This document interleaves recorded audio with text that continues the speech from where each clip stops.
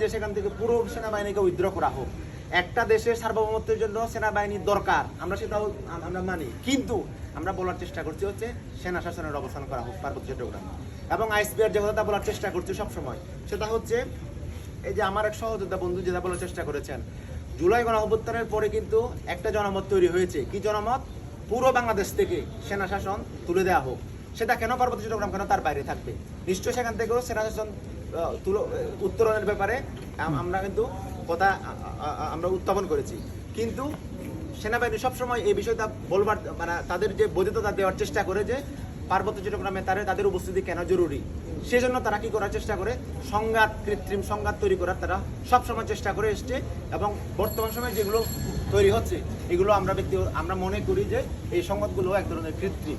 আরেকটা বিষয় আপনাদের প্রতি আমাদের উদাত্ত আহ্বান, সাংবাদিক বন্ধুরা, পার্বত্য চট্টগ্রামের যুব জনগণের যে লড়াই, সে লড়াইয়ে কিন্তু সাংবাদিক বন্ধুরা আমাদের সাথে সবসময় থেকেছে, কিন্তু আমরা খুবই দুঃখের সাথে লক্ষ্য করছি যে চলমান যে ঘটনাগুলো সে ঘটনাগুলো খুব ভালোভাবে আসছে না।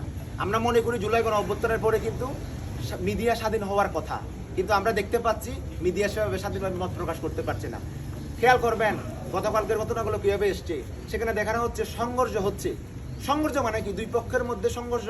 এখানে তো দুই পক্ষ, এখানে পাহাড়ি এবং বাঙালিকে মুখোমুখি দাঁড় করা হচ্ছে। সেখানে কিন্তু আমরা ঘটনা কি ঘটছে? সেখানে ঘটনা ঘটছে হচ্ছে এক পক্ষ আরেক পক্ষকে আক্রমণ করছে। আক্রমণকারী পক্ষ কারা? আক্রমণকারী পক্ষ কিন্তু সবসময় সেখানে যে বাংলাদেশের যে মূল স্রোতধারার বাঙালি জনগোষ্ঠী, সেখানে হচ্ছে আক্রমণকারী পক্ষ। তো সে আক্রমণকারী পক্ষকে নিবৃত করবে কারা? এদেশের যে আইন শৃঙ্খলা রক্ষাকারী বাহিনী। তো সেখানে পাহাড়ি জনগণ তো কখনোই তারা সেখানে হচ্ছে আক্রমণ করতে আসে নাই তারা। এবং আপনার জীবনে এটা আপনারা ঘেঁটে দেখেন লিটারেচারের মধ্যে, পাহাড়ি জনগণ কিন্তু কারোর উপর হামলে গিয়ে পড়ে নাই এখনো পর্যন্ত।